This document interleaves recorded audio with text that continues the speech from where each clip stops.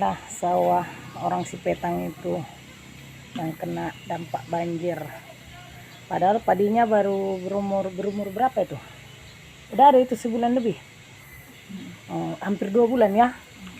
Padinya udah hampir 2 bulan. Udah dikasih pupuk kemarin. Tapi ya begini nih, kena banjir.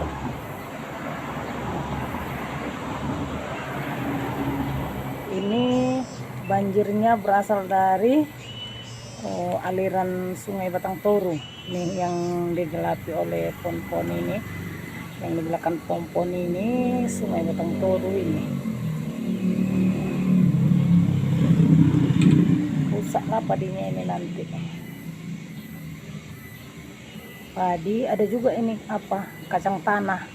Kacang tanah ini udah mulai sekitar sebulan lagi panen lah.